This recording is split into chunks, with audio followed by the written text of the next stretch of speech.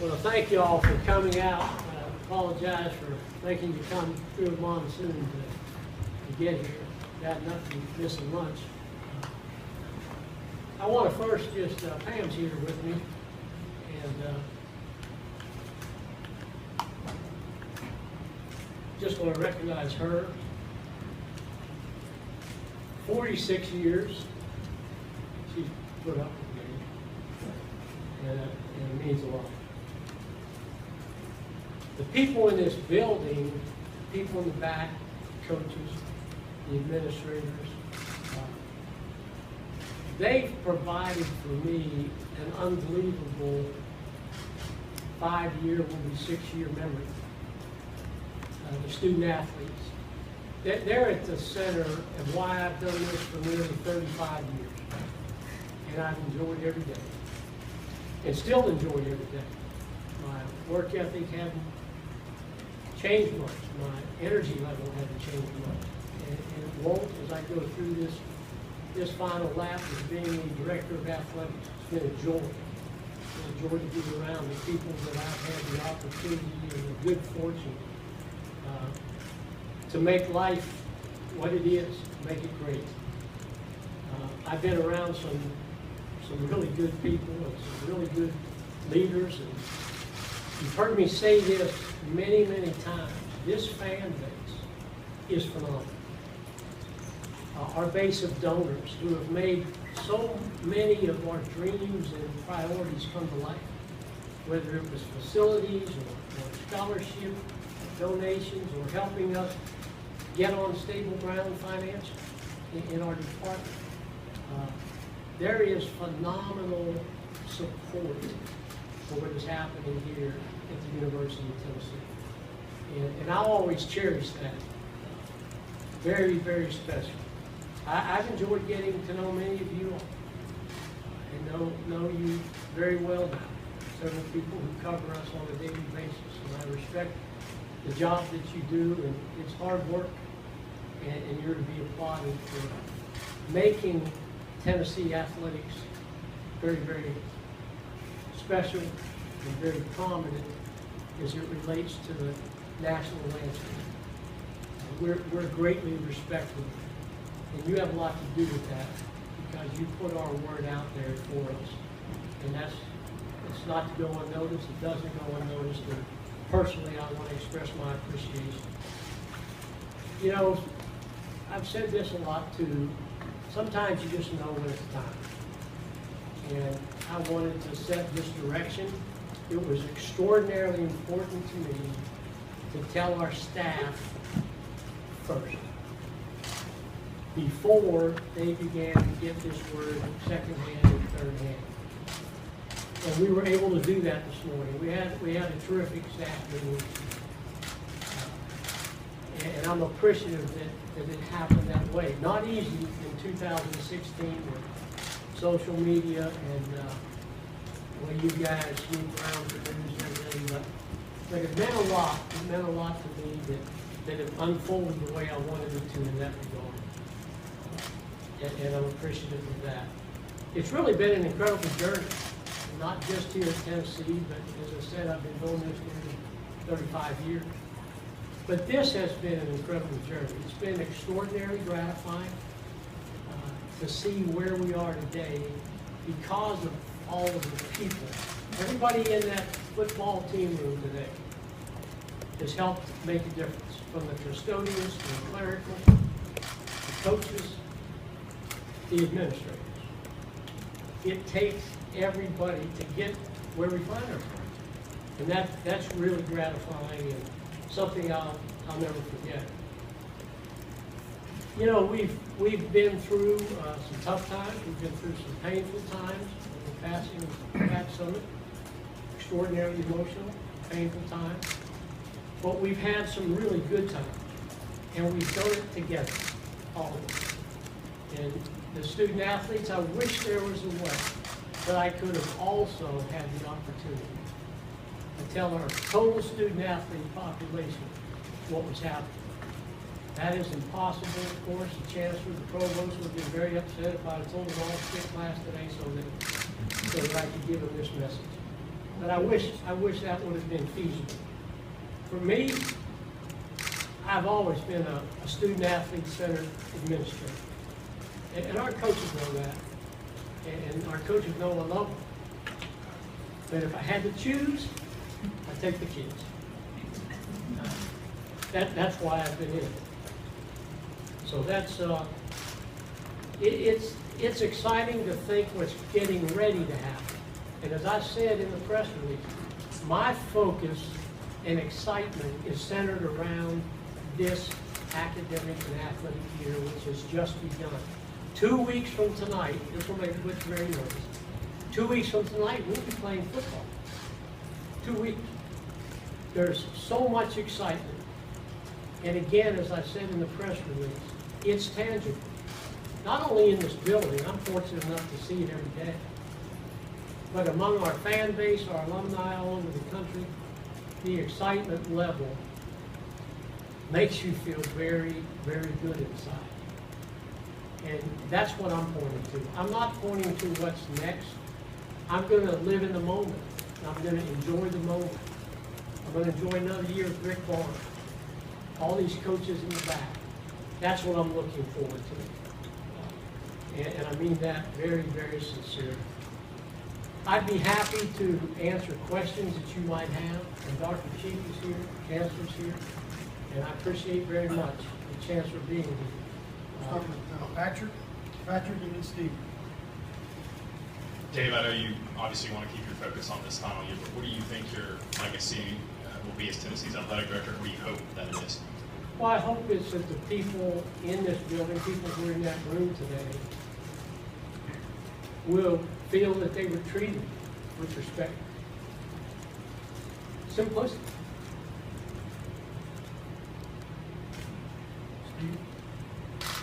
You said sometimes you just know it's time. What made you realize it was time, and was this ultimately your call, or did somebody kind of encourage you to? I've always wanted to be a member of the media, Steve.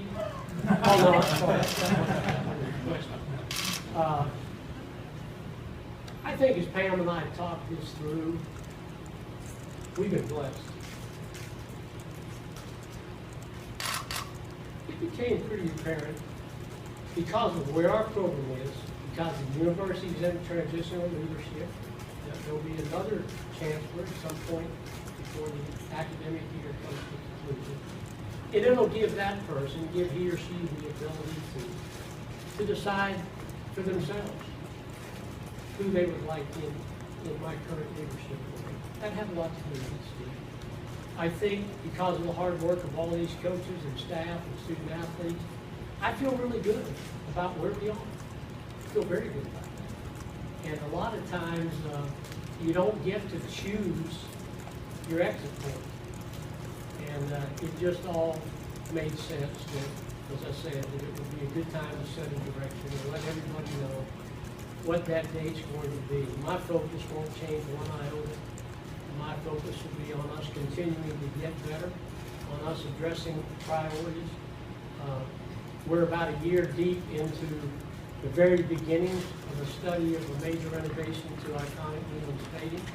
That will also be a continued focus as we progress through this academic and athletic year.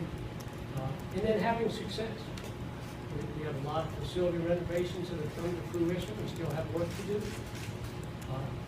So we're not going to slow down any. We're not going to back up any. We're full speed ahead. It's the only way I've ever known how to do business, is from an all-out effort. And from a competitive standpoint, I'm excited about what this year can hold for us across the board. John Bryce and Jess. Dave, it was earlier this year that I think you told me you would still like to be Tennessee's athletics director for another 4 or 5 years, and you just referenced how competitive you are.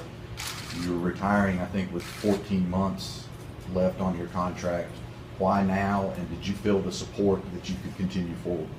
I did. The Chancellor has been a tremendous relative to his support, you know, and that's been very consistent over the 5 years that I've been here. We've worked very, very well together. And yes, I had in my head at one time that You know, I'd like to work maybe through 2004, 2020. But you know, as I was doing interviews recently, and I won't name this person because he's a great person, like many of them, all of them are. But we were doing the interview, and he said, Dave, now let's see, you're 73, right? So I said, could you repeat the question? And I said, no, I'm 67. I'm 68 in late March. But we laughed about that because I've never felt my age. And I said that when I took this job. I know what my driver's license says. I'm well aware of the birth date. Just like Pam, I'm aware of our anniversary, 46 years. That's correct. But it was just the right time. Well, following that up and giving the microphone to Wes, I don't know that I see President DiPietro here. Did you feel the support that you need in this position to continue forward from President DiPietro? Yes, I felt the support was there, John. And again, I don't get the opportunity to meet with Joe, obviously, as frequently as I have with the Chancellor during my tenure here. But he's been supportive. Everybody's been supportive of what we're doing, and everybody's applauded what we've done collectively. David, I'm sure when you got here, there was a pretty large plan in place. There were a lot of things, candidly, that needed to be repaired here. At that time, if you could go back to that time and you could have made a 5 or 6 year checklist, how much of that have you checked off so far that would have been realistic? Wes, that's a really good question, because we built a strategic plan of priorities, and I presented that to the Chancellor. We knew, number one, that we had to get football healthy. Butch Jones has done that. We have a healthy, vibrant football program in the best conference in the country. And sometimes I don't think people realize how difficult it was to be where we are today. Butch and I had many, many conversations in his first year here, second year here, looking at roster, looking at how do we build this thing. He's done a phenomenal job. So that was the number one priority. Why? I know some people maybe a little offended when I said that as often as I did, but it lifts all of our sports. A healthy football program, not only financially and from a visibility perspective. The reason we're able to put these facility enhancements in place is largely driven by the success under Butch's leadership of the football program and the hard work of the people in the Tennessee Fund. Now, we're a comprehensive program. We want all of our sports to compete at a high level. Some have been doing that a long time. Women's basketball, Holly doesn't get enough credit.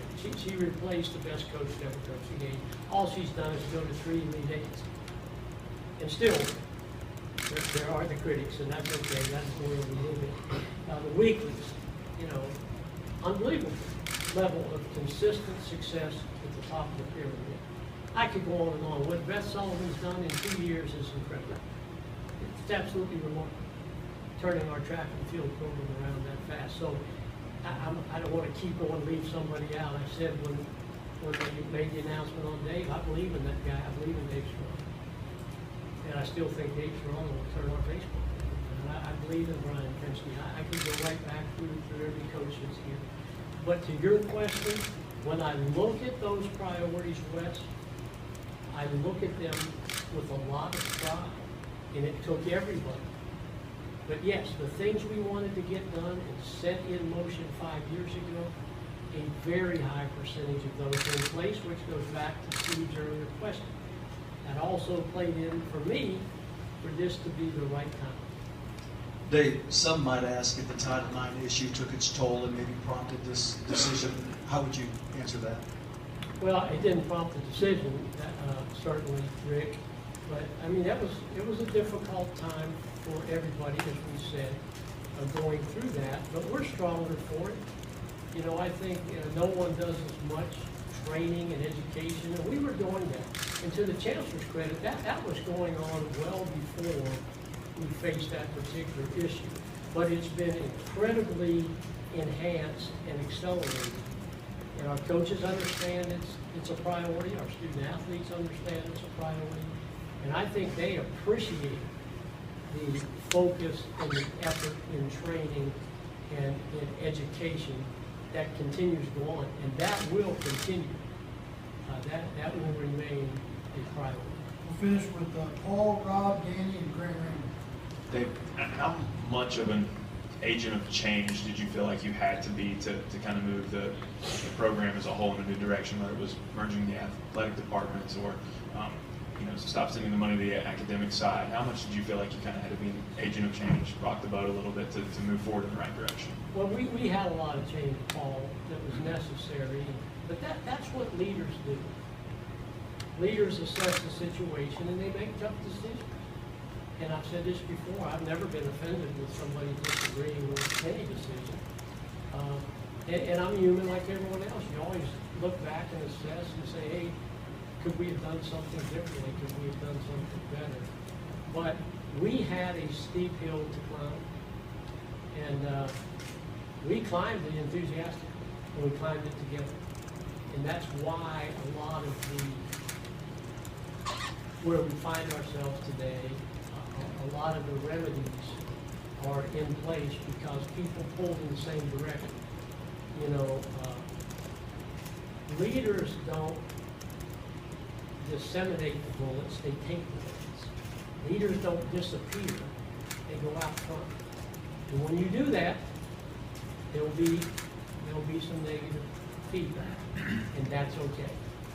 And anybody who's offended by that shouldn't be in this business, because you better have some tough skin. We're the university's most visible ambassador, the Department of Athletics. We preach this to our student athletes constantly to help them make good decisions, make better decisions.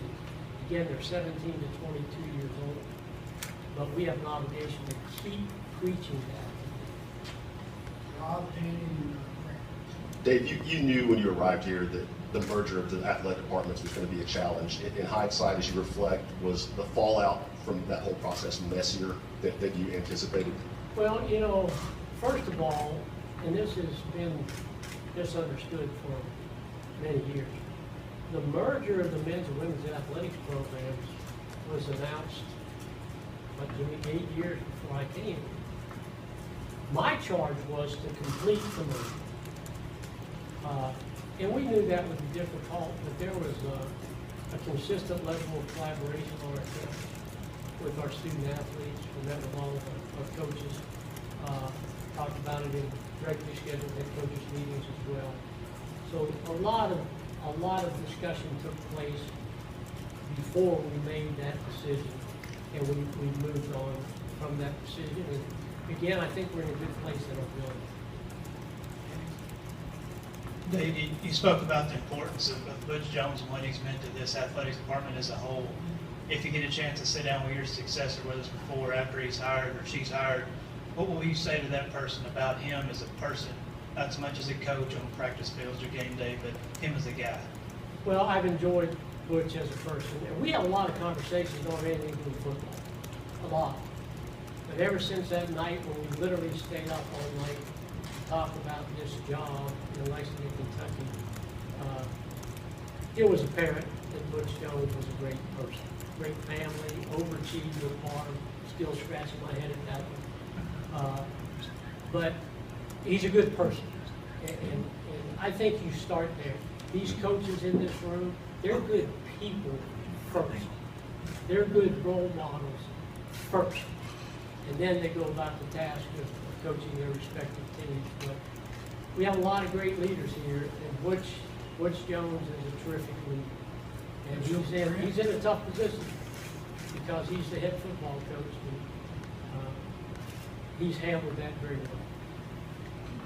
Dave, you mentioned in the press release that you're not retiring in the purest sense of the word. You're just retiring from being an AD. Do you have certain scenarios in mind, certain avenues you want to explore once you get past that I date? don't at this time, but again, my focus is where I said it is, and that is on us, on Rocky Top, on the University of Tennessee, and our athletes and coaches and fan base and donors.